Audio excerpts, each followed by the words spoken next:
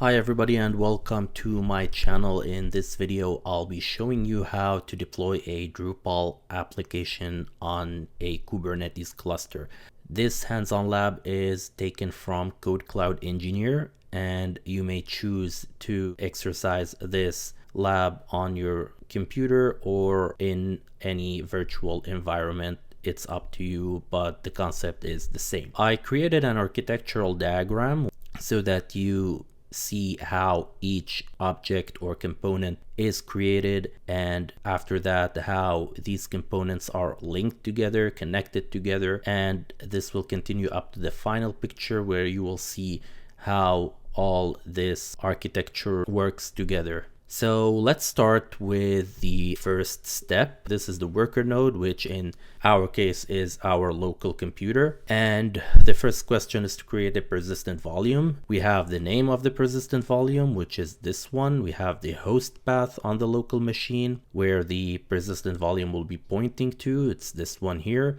And we have the storage that it will reserve on our computer, and we have the access mode, and I will explain each term clearly. To create the persistent volume, we create a YAML file like this one. And what this YAML file is basically doing is creating this persistent volume, or PV, inside our computer, which is the worker node. The role of this PV is to reserve or allocate a storage of 5 GB on our computer at this path, which is the host path. This path exists on our computer and the PV is pointing to it. So PV is not in itself the storage. The PV's role as a Kubernetes object is to point to the storage, which is physically located on our computer at this path, which is the host path. So this is what the PV is doing. And to create the PV, we create this YAML file, which includes the 4 pillars of any Kubernetes object. Those are API version, kind, metadata, and spec. API version is v1, and this means that the object we are creating here, which is persistent volume, belongs to the API group v1. And this Kubernetes API group includes all objects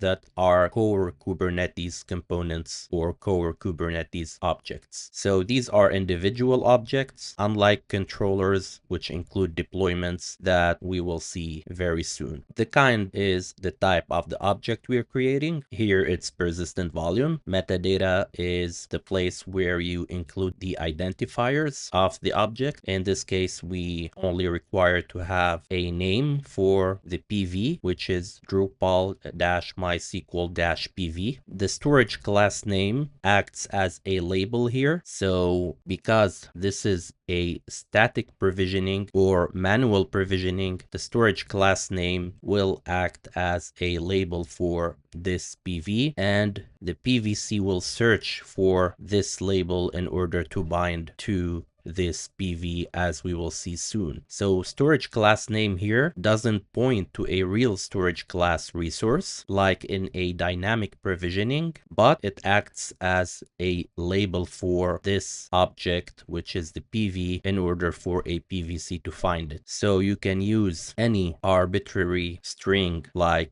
any other name, random name here, and if the persistent volume claim has the same label, which is the same string here, it will definitely bind to the PV. You include the storage you want to reserve on your computer under capacity. Under access modes, we set read write once, and this means that only the worker node, which is our computer, got access to this PV created inside it. So any other node outside, like another computer other than the worker node it's created in, will not have access to this persistent volume.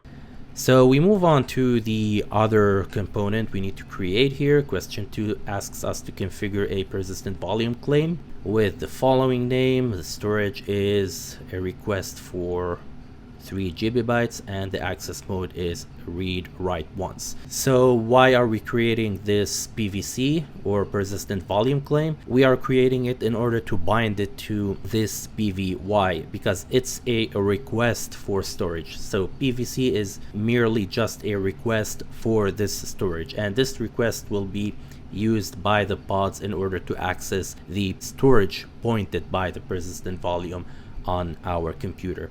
So let's see how to create this. To create the persistent volume claim, same as we did before, we create a YAML file like this one, which will create the PVC. This PVC is solely a request for storage, and the request is for a 3 GB of storage. Access modes, read write once, which is the same as the one set for the PV. So far we have 2 matches. Access modes are the same. The storage is less than 5 GB, so the request is valid, and the storage class name is set to be the same as the PV, so this will act as a label to match the storage class name of the PV. API version is v1 because persistent volume claim belongs to the core or fundamental components or objects of Kubernetes. Metadata will include the name, which is Drupal-MySQL-PVC. Now, once this is created, it will start looking for the most compatible PV. We only have one, and since the one we have here matches the specs of the PVC, therefore the PVC will bind to it. 3, we need to create a deployment which will be responsible for the MySQL database. Its name is Drupal MySQL. 1 replica, and we have to use the following image. We need to mount the PVC at this location inside the container of the pod that will be created once this deployment is created. In other words, this deployment will create a pod. This pod will have a MySQL container of this image with this name, and this container will have a path, and this is the path where the PVC will be mounted. Now, let's take a closer look at how this works. To create the Drupal MySQL deployment, we create a YAML file like this one, which when applied will create the deployment that will deploy the Drupal MySQL pod, which is described under the section template. Everything here under the section template belongs to the pod that is deployed due to the Drupal MySQL deployment. And this pod will include a container, which is described under containers in the spec section under the pod template. As you can see here, the container is based on the image MySQL 5.7. The name we gave it is Drupal MySQL container, and the container includes environment variables, which I will talk about deeply soon. The container also includes port number, which is 3306, the standard number for a MySQL port. And it will mount a volume, which is created outside the container in the pod under volumes. Give it a name, Drupal MySQL volume, and this volume created will be responsible to talk to the persistent volume claim we already created, and this happens by mentioning the claim name under the persistent volume claim. But to mount this volume, which is located inside the pod, into the container, we have to go back inside the containers section under ports, add volume mounts, and add the name of the volume we want to mount. This volume is this one, so it will carry the same name. Copy paste the name here, and you include the path where you want this volume to be mounted. In our case, it should be mounted in the /var/lib/MySQL inside the container. Now the deployment creates one pod by default in case you do not mention the number of replicas under the deployment spec. So you may add it or you may remove it. However, in case you need more pods to be deployed, you should include the number of pods. So under spec, if you need to deploy 2 pods, you have to include the number 2 after replicas. But since we only need 1 replica, we do not need to mention this in the YAML file. So once the pod is created by the deployment, the volume which is created in the pod immediately mounts into the container because it's explicitly mentioned in the YAML file. After that, the pod talks to the PVC via the volume in order to request the storage. The PVC is already bound to the PV, and therefore the pod now is permanently connected to the PV, which guarantees persistent storage on the computer. If we did not have a PV, anytime the pod fails or restarts, you will lose the data saved inside the pod. But because we created a persistent volume, the pod is able to access the data on the computer at this location, which is pointed to by the PV. In this way, if the pod restarts, it will connect again in the same manner and will be able to see the same data, and therefore the data is not lost. In other words, imagine the container is the computer and the PV is the USB, and this USB is plugged into this container, and you can see the content of the USB at this path or directory. When the USB is unplugged, the data here is lost. So basically, no data is stored in the MySQL container. It's stored here on the computer, and the container is able to see the data through this connection. Now we need to create a deployment called a Drupal with 1 replica, and we need to use Drupal 8.6 as an image. Now this deployment, which is Drupal, will be the front end. So Drupal MySQL is the MySQL deployment, which represents the back end related to the database. Now we want to create the front end, and to create the front end we need to deploy the Drupal application using the following Drupal image. Let's see how to do it. To create the Drupal deployment, we create a YAML file like this one. Then we run the command kubectl create f and the name of the file that we saved in the terminal. And what this does is it creates the deployment, which will deploy the pod described under the template section. The name of the deployment is Drupal. All this spec section is for the deployment. However, this spec section is specifically for the template of the pod which is created. However, the match labels field of the deployment must be the same as the label of the pod. If those two were different, the deployment will fail, and they have to be the same in order for this deployment to know which pod or pods it is responsible to manage and to monitor. So this deployment will create the following pod, which includes this container with the name set here, Drupal container, and the image, which is Drupal 8.6, and the environment variables, which are related to the Drupal application. Now, many of you may have noticed that even without including environment variables for the Drupal application is still able to connect and talk to MySQL backend. Why is this true? It's because Kubernetes provides a powerful built-in service discovery mechanism, which means that Drupal can automatically locate and connect to the MySQL database without explicitly defining environment variables. This is thanks to DNS records managed by Kubernetes within the same namespace.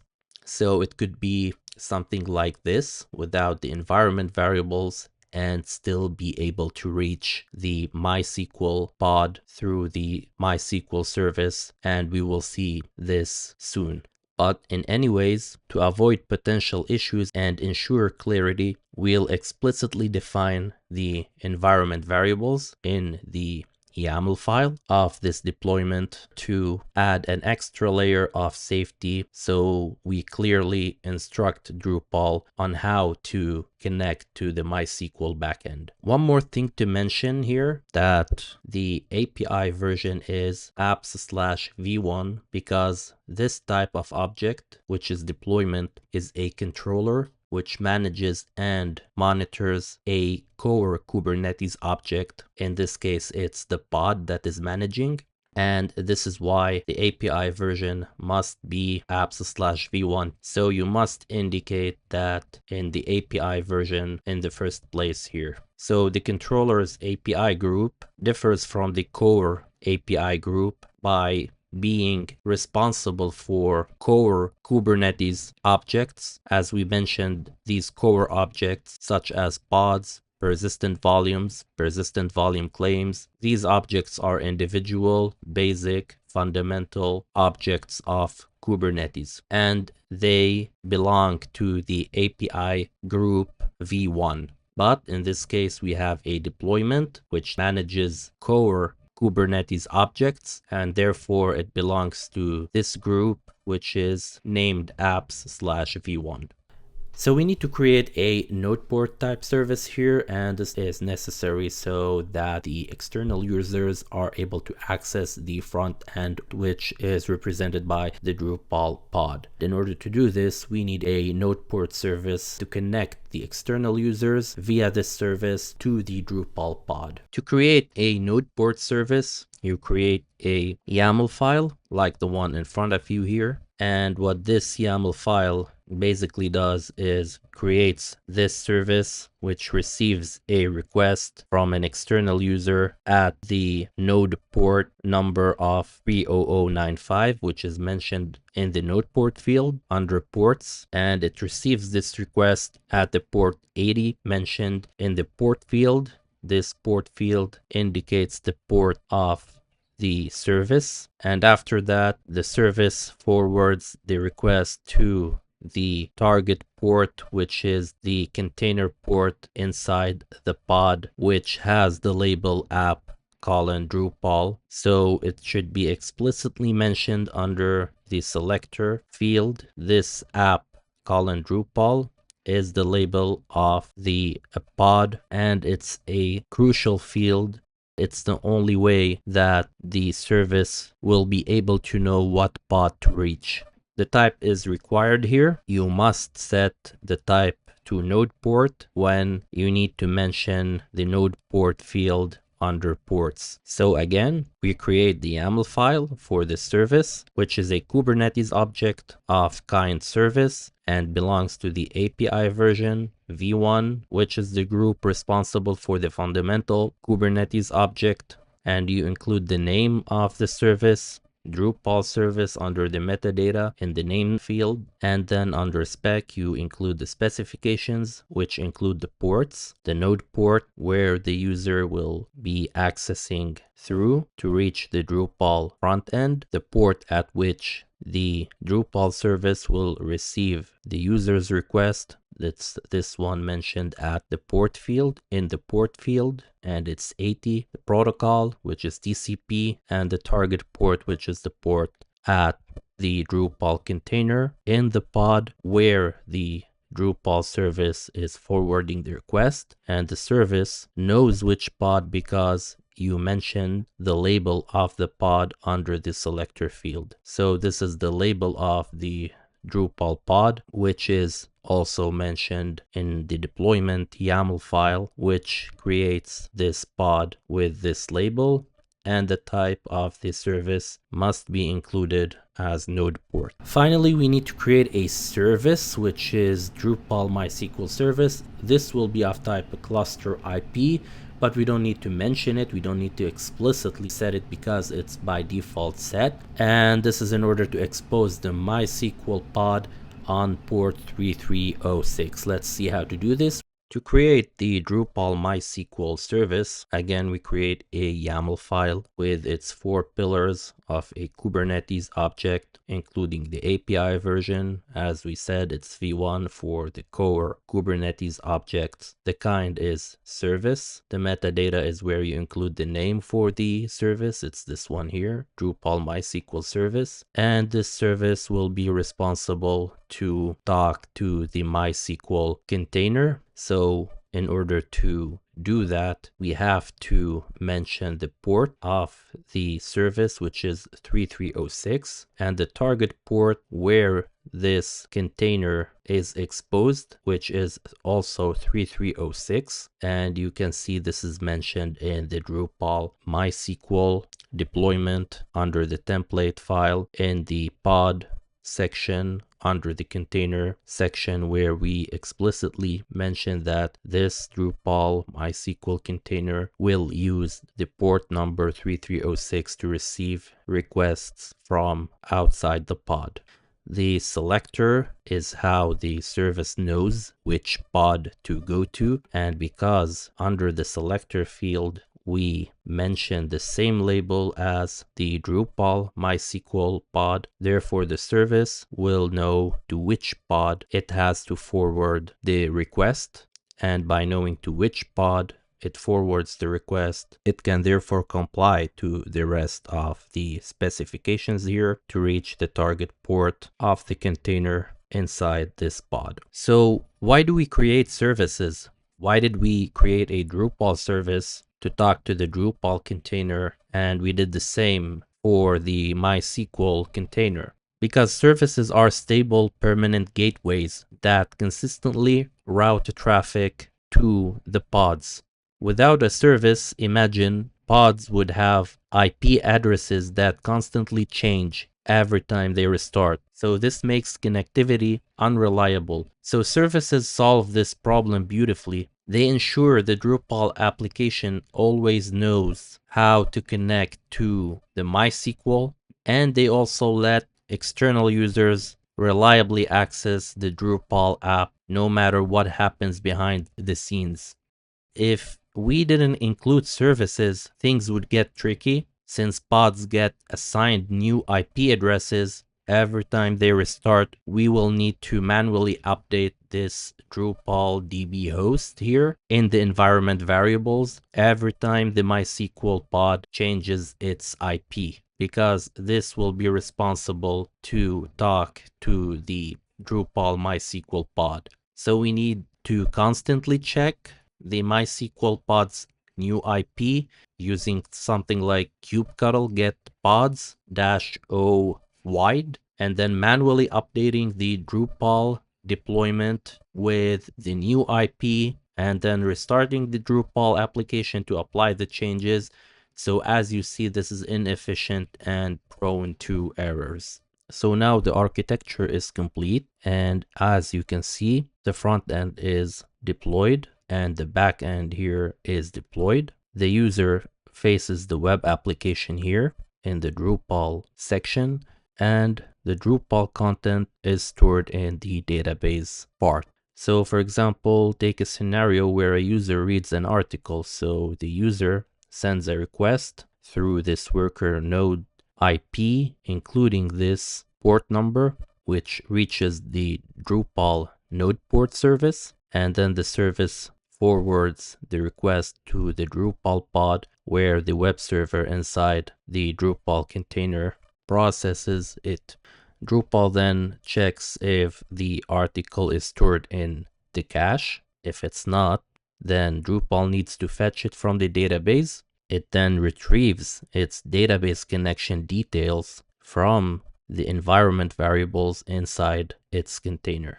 Using this information, Drupal sends a SQL query from a random node on its container to the Drupal MySQL service, where the service then forwards it to the MySQL pod, and the MySQL fetches the data from the mounted persistent volume, which is viewed here in the mounted path, but it's actually stored in the host path on the local machine.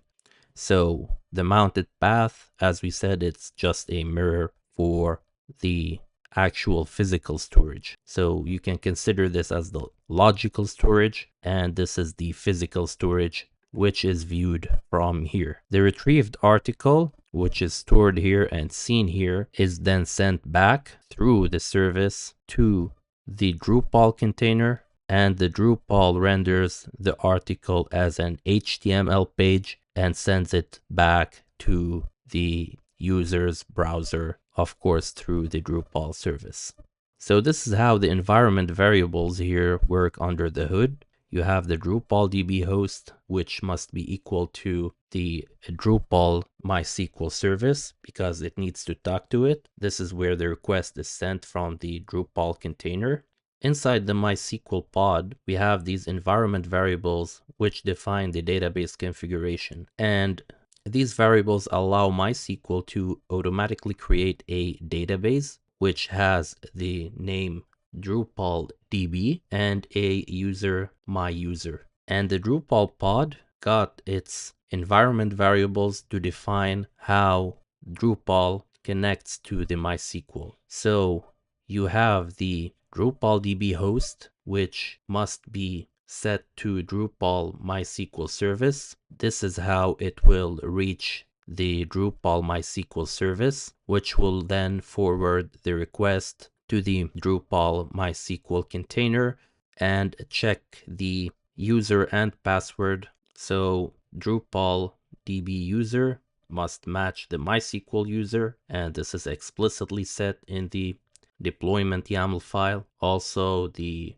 Drupal DB password must match the MySQL password, and this is for authentication purposes. The Drupal DB name must be the same as the MySQL database in order to know what database the Drupal is searching for, and this is how it finds it. Now, the MySQL database environment variable creates this database with the name Drupal DB, and the Drupal pod reaches this MySQL database by mentioning its value here.